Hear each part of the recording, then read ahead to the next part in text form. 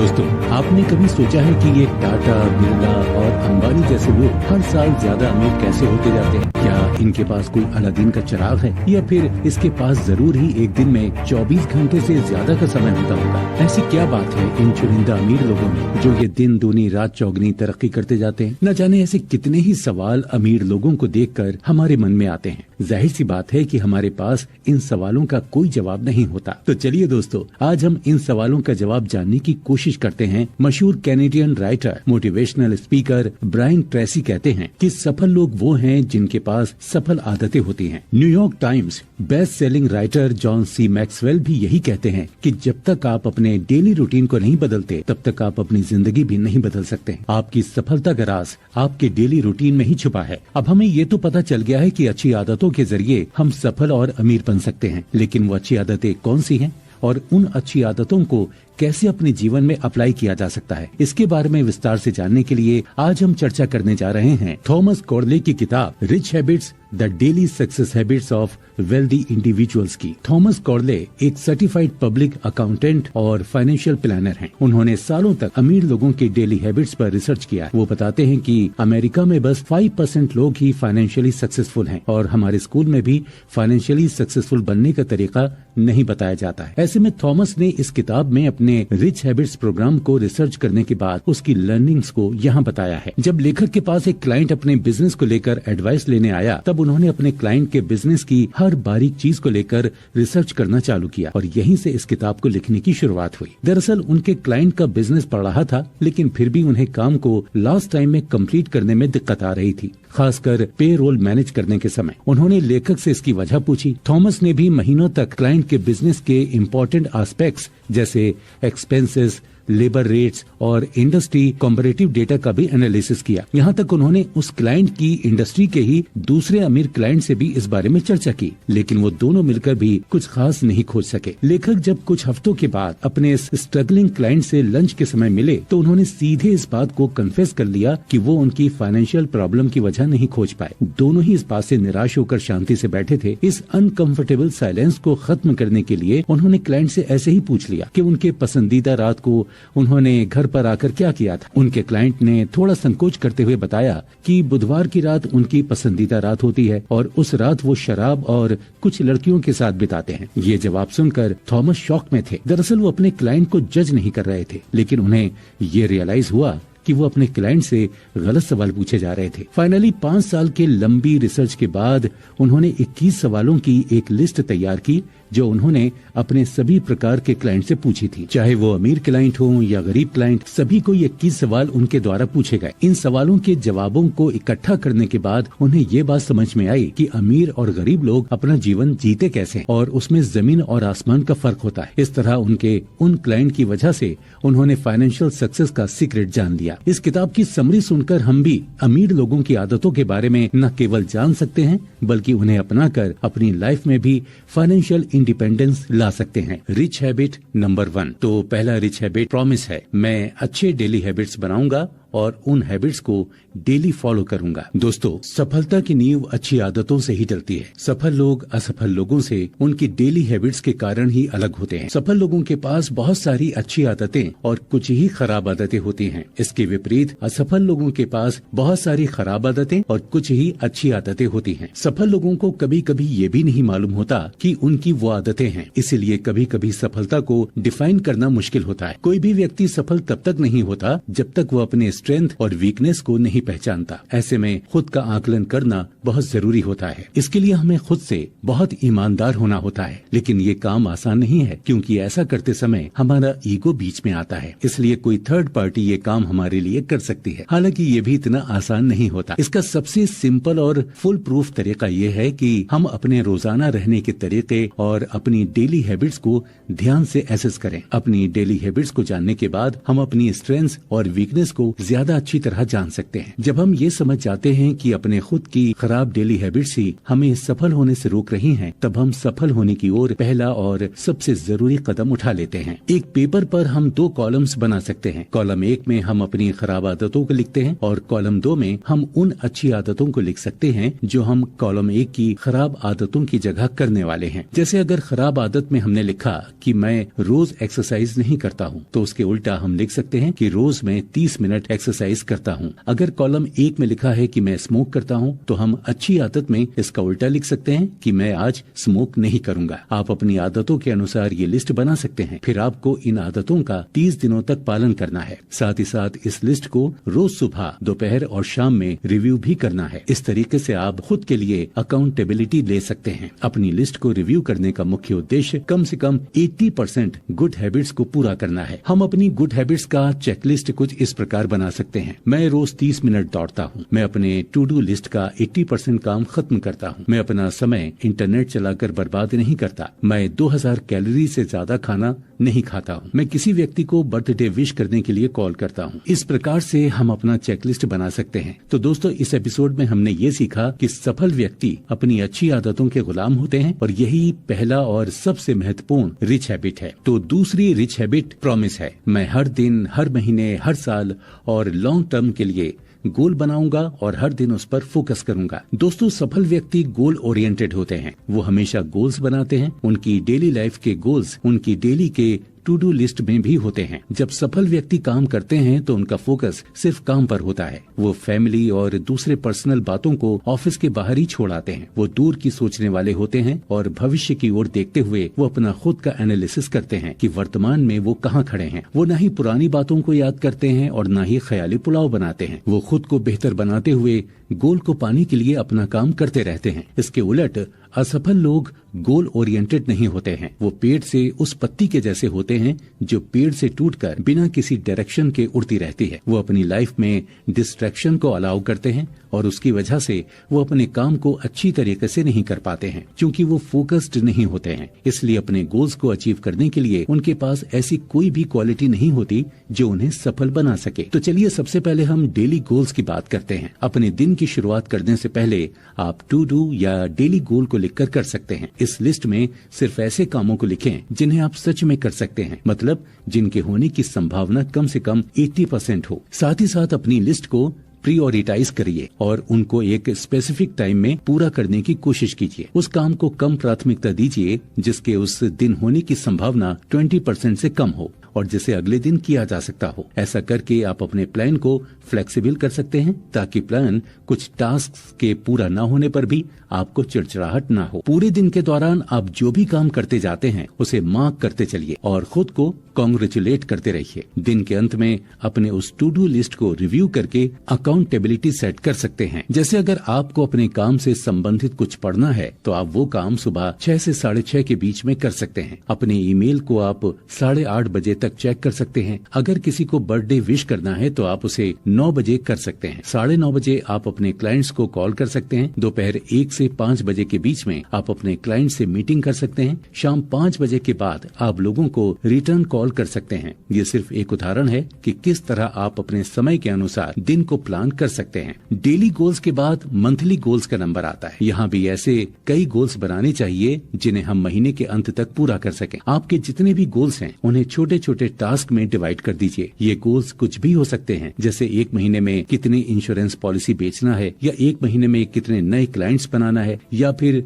ये revenue target भी हो सकता है। चलिए एक काम करते हैं, इंश्योरेंस पॉलिसी का ही एग्जाम्पल लेते हैं। जैसे अगर आपको 1 महीने में 5 इंश्योरेंस पॉलिसी बेचनी है तो इस गोल को पाने के लिए आपको कम से कम 10 लोगों से हर हफ्ते मिलना पड़ेगा और ये 4 मीटिंग्स करने के लिए आपको 1 हफ्ते में कम से कम 50 फोन कॉल करने पड़ेंगे। इस तरह से आपको हर दिन 10 फोन कॉल करने पड़ेंगे। इस तरह से आप अपने मंथली गोल्स सेट कर सकते हैं। जब बात इस साल और अगले साल के गोल बनाने की होती है तो हम इस तरह सोच सकते हैं कि मैं CPA एग्जाम इस साल पास करूंगा और मुझे पास होने के लिए अच्छे से पढ़ाई करनी होगी और वो करने के लिए एक अच्छा स्टडी प्लान होना जरूरी है। एक अच्छे स्टडी प्लान के मुताबिक 1 घंटा रोज और वीकेंड में 6 घंटे की पढ़ाई होनी चाहिए। मैं स्टडी मटेरियल का रिव्यू और प्रैक्टिस एग्जाम्स भी देता रहूंगा। अब लॉन्ग टर्म गोल्स पर आते हैं। जैसे आप एक घर 5 साल में खरीदना चाहते हैं, तो ये घर खरीदने के लिए आपको $1000 हर महीने 5 सालों तक इकट्ठा करना होगा और हर महीने $1000 बचाने के लिए आपको अपने महीने के खर्च को कम करके ज्यादा पैसे बैंक में सेविंग अकाउंट में जमा करने होंगे। इस तरह हम लॉन्ग टर्म गोल्स की प्लानिंग कर सकते हैं। लॉन्ग टर्म गोल्स को विजन बोर्ड की हेल्प से भी अचीव किया जा सकता है। विजन बोर्ड में हम अपने गोल्स की फोटो लगाते हैं। जैसे हमें एक घर खरीदना है तो एक घर की फोटो उस बोर्ड में लगा सकते हैं। ऐसे विजन बोर्ड हमेशा हमें अपने गोल्स की याद दिलाते रहते हैं। कॉमेडियन जिम कैरे ने $20 मिलियन का चेक अपने नाम से लिखा और उसे ऐसी जगह पर रखा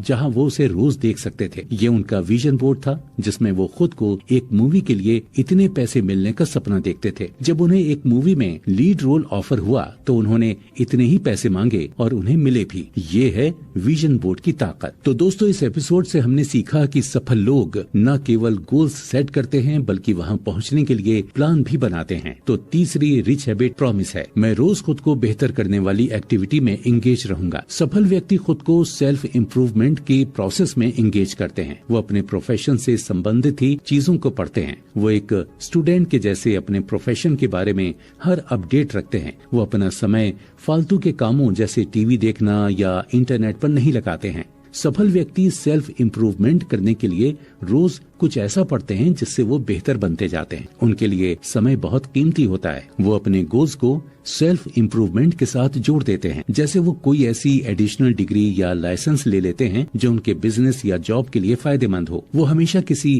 कंस्ट्रक्टिव प्रोजेक्ट में बिजी रहते हैं। ये कुछ भी हो सकता है, जैसे अपना स्किल सेट इम्प्रूव करना या अपने दिमाग को शांत रखना। अब थोड़ी सी बात असफल लोगों की करते हैं। ऐसे व्यक्ति अपनी फील्ड के स्टूडेंट नहीं होते हैं। वो कुछ नया नहीं सीखना चाहते हैं और नए अपडेट्स भी फॉलो नहीं करते हैं। वो अपना ज्यादातर समय टीवी देखने या फालतू की चीजें पढ़ने में बिताते हैं। सेल्फ इम्प्रूवमेंट का मतलब अपने आप को ऐसी एक्टिविटी में इंगेज रखना है जिससे हमारा दिमाग बेहतर हो और हम उस नॉलेज को भी अपने करियर में उपयोग कर सकें। अपनी फील्ड से संबंधित नॉलेज बढ़ाना सेल्फ इम्प्रूवमेंट कहा जा सकता है। आप नोटिस करेंगे कि जैसे जैसे आपकी नॉलेज बढ़ती है वैसे ही आपको अपॉर्चुनिटीज भी मिलती चली जाती हैं। आपको ऐसे काम के लिए ऐसे समय को चुनना चाहिए जब डिस्ट्रैक्शन कम हो। कभी कभी ये सुबह का समय हो सकता है जब आप अपना रोज का काम चालू करने से पहले ये काम कर लें। हमें कम से कम 30 मिनट रोज इस एक्टिविटी को देनी चाहिए। वैसे तो 30 मिनट ज्यादा नहीं लगते हैं, लेकिन धीरे धीरे ये हमें बहुत इम्प्रूव कर देते हैं। चाहे कोई भी समय हो, हमें दिन में एक बार सेल्फ इम्प्रूवमेंट की एक्टिविटी में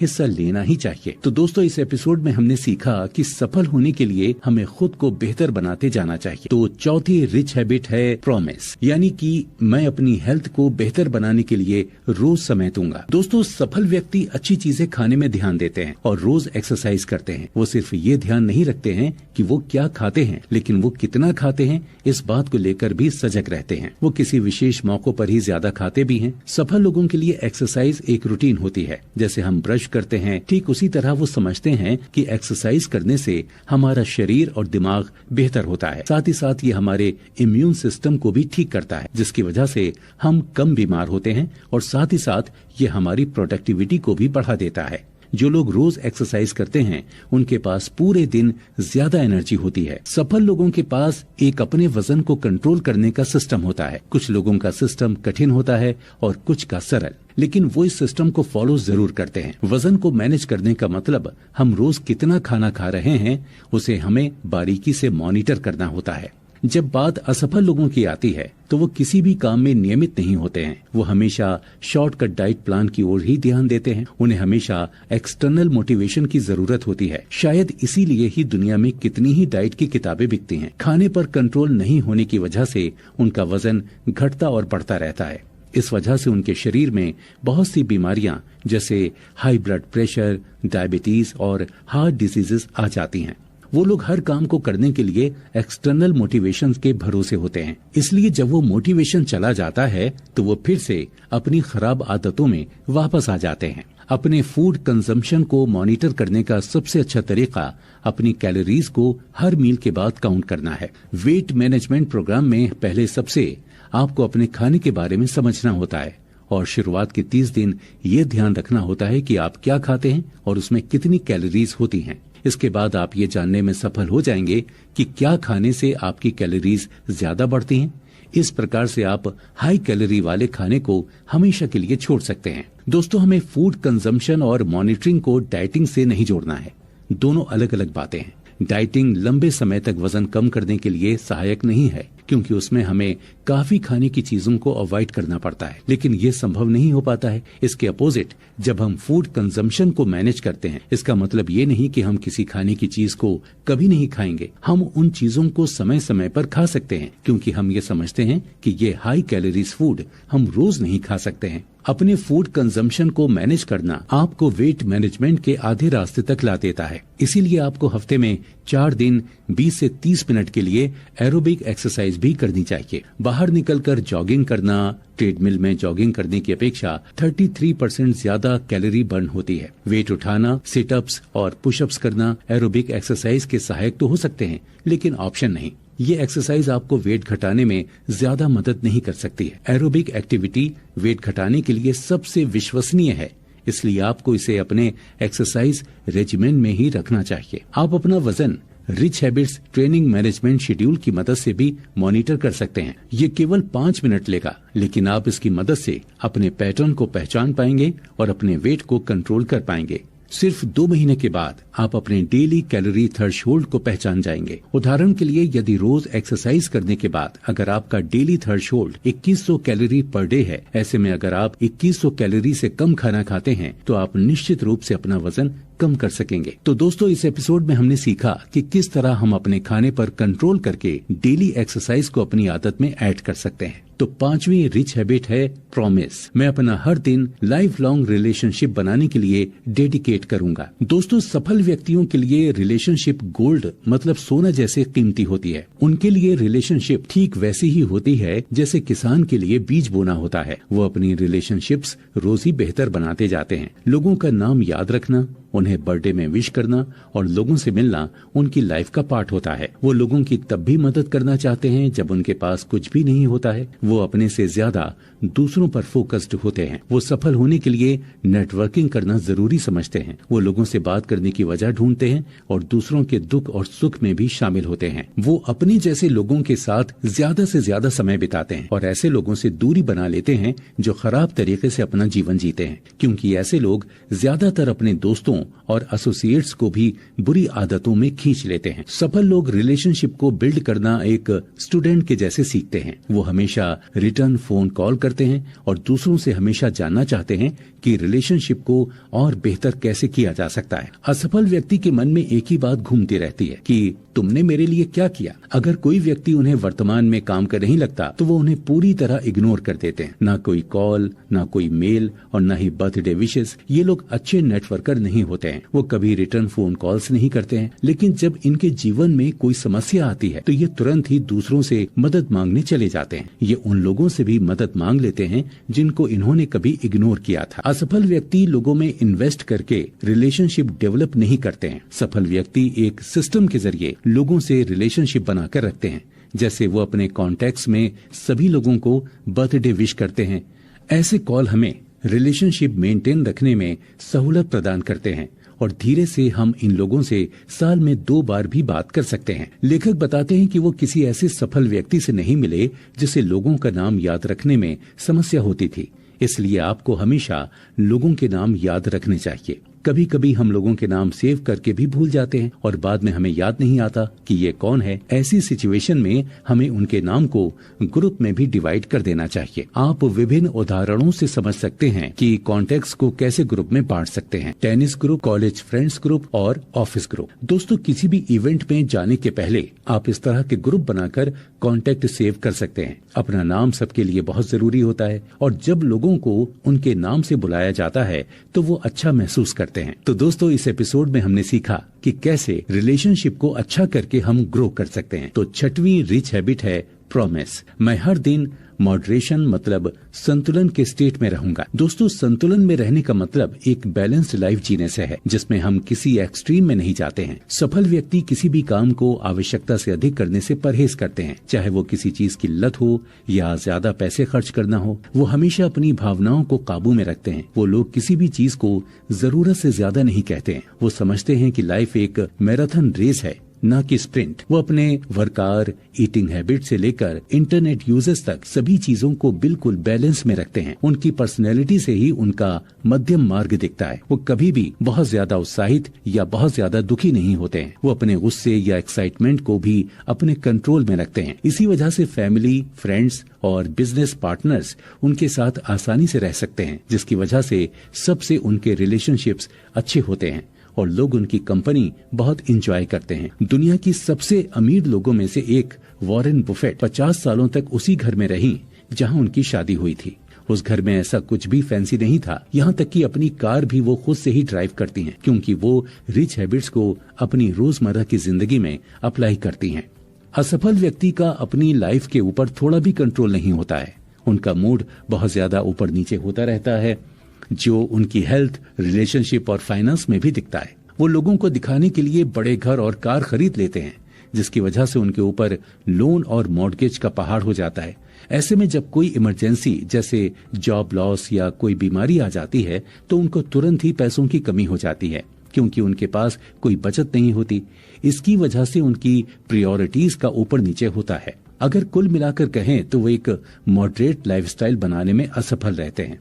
तो दोस्तों, इस एपिसोड में हमने यही सीखा कि सफल व्यक्ति हर काम को मॉडरेशन में करते हैं। तो 7वीं रिच हैबिट है प्रॉमिस।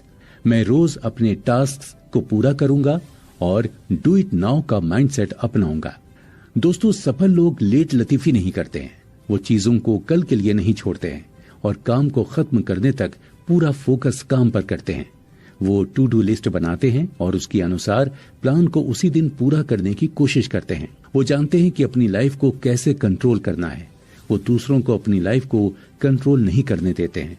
वो अपने गोल्स को भी सही समय पर अचीव कर लेते हैं, इसलिए वो कभी भी हड़बड़ी में नहीं होते हैं, न ही कोई गलती करते हैं।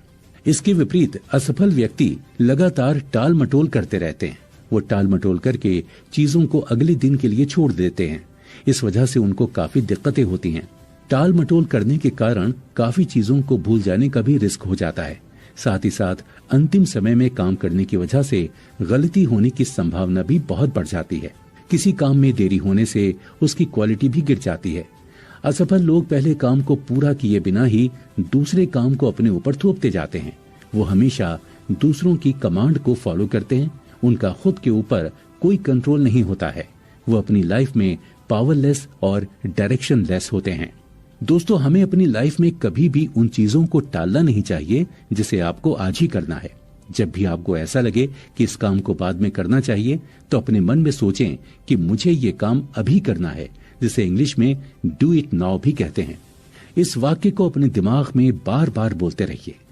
अपने दिमाग में 1 सेकंड के लिए भी काम टालने की बात न लाइए। जब आप अपने काम में बिजी रहेंगे तो आप देखेंगे कि आप अपने काम में पूरी तरह से डूब चुके हैं और आपके दिमाग से टाल मटोल करने की बात जा चुकी है। अपना काम खत्म करते ही आप बहुत खुशी महसूस करेंगे। तो दोस्तों, इस एपिसोड में हमने सीखा कि कोई भी काम डिले नहीं करना चाहिए। तो 8वीं रिच हैबिट है प्रॉमिस। मैं रोज रिच थिंकिंग में एंगेज रहूंगा। दोस्तों, सफल लोग पॉजिटिव, जोश से भरे हुए, खुश और वेल बैलेंस्ड होते हैं। वो हमेशा खुद को शक्तिशाली और आत्मविश्वास से भरे हुए महसूस करते हैं। ये बस कोई संयोग नहीं है, बल्कि जब भी वो खुद से बात करते हैं तो उनकी बातें उनको ऊपर उठाती हैं। वो खुद को पॉजिटिव अफर्मेशंस का यूज करके अपने एटीट्यूड को अच्छा बना लेते हैं। प्रॉब्लम्स आने पर वो खुद को नीचे नहीं गिराते हैं, बल्कि वो प्रॉब्लम्स को एक अवसर की तरह देखते हैं। वो लोग अपने विचारों और भावनाओं को कंट्रोल में रखते हैं। खराब विचार को वो तुरंत अच्छे विचारों से बदल देते हैं। वो समझते हैं कि खराब विचार को 1 सेकंड के लिए भी दिमाग में आने देने से वो दिमाग में जगह बना लेता है और आदमी को निगेटिव कर देता है। वो अपने दिमाग को पॉजिटिव और अच्छे विचारों से भरे रखते हैं, जो एक दिन उन्हें बहुत अच्छा रिजल्ट देता है। सफल लोग विजुअलाइजेशन टेक्निक यूज करते हैं।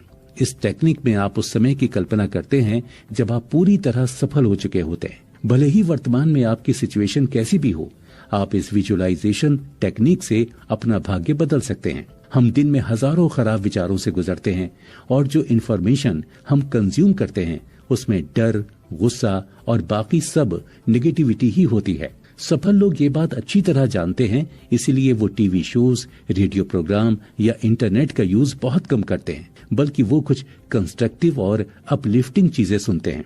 वो पॉजिटिव न्यूज पढ़ते हैं, नेगेटिविटी से दूर रहते हैं। सफल लोग उन्हें क्या देखना और सुनना है वो कंट्रोल करते हैं।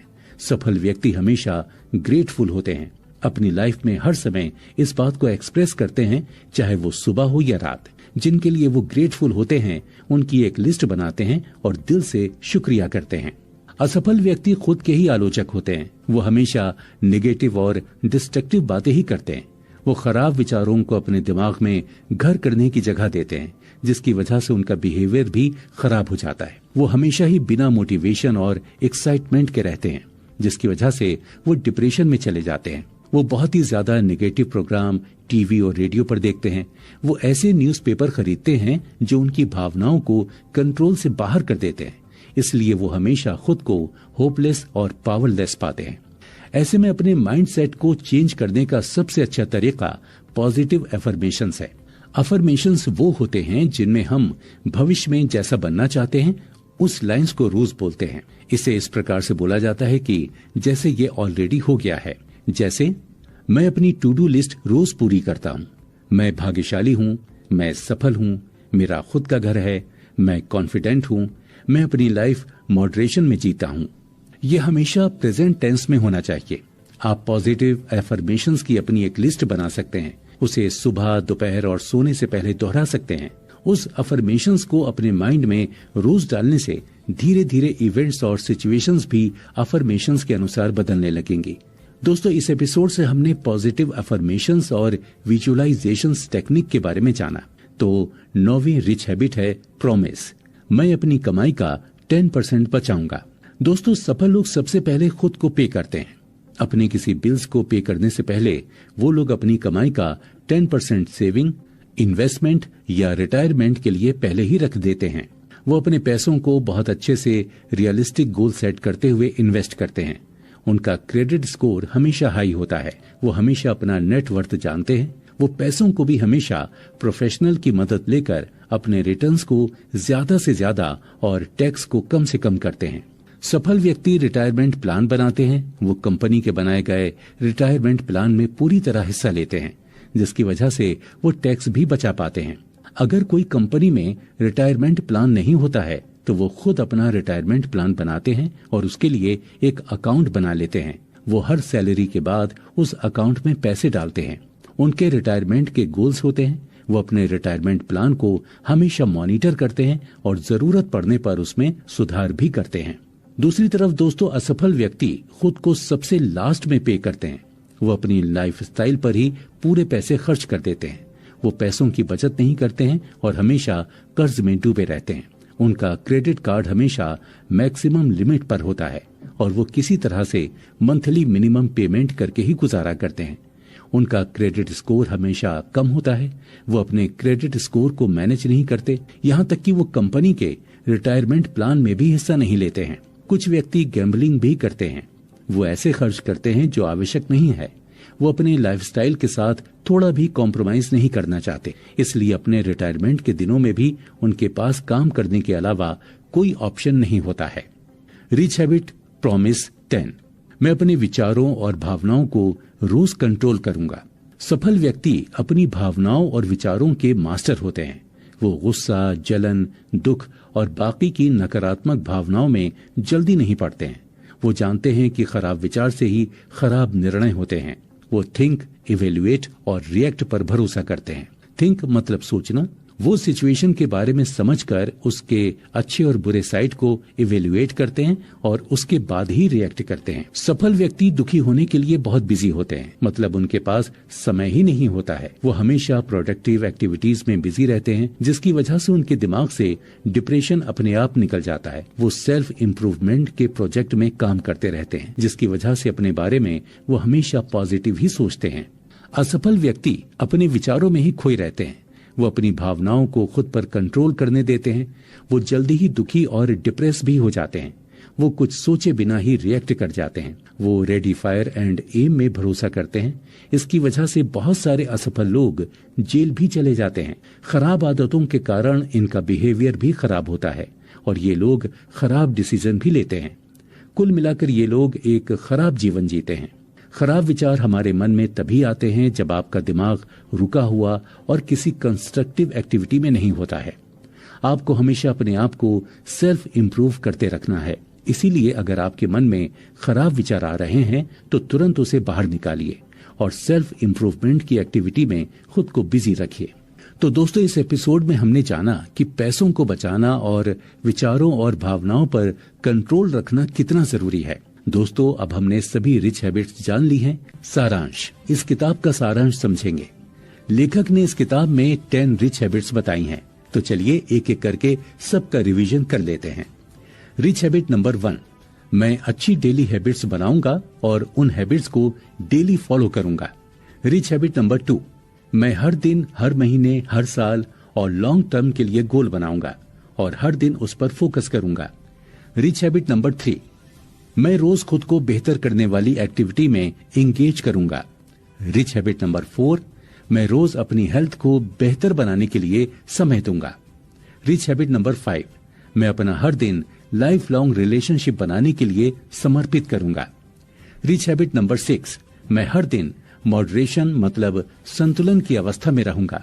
रिच हैबिट नंबर 7, मैं रोज अपने टास्क को पूरा करूंगा और डू इट नाउ का माइंडसेट अपनाऊंगा। रिच हैबिट नंबर 8, मैं रोज रिच थिंकिंग में एंगेज रहूंगा।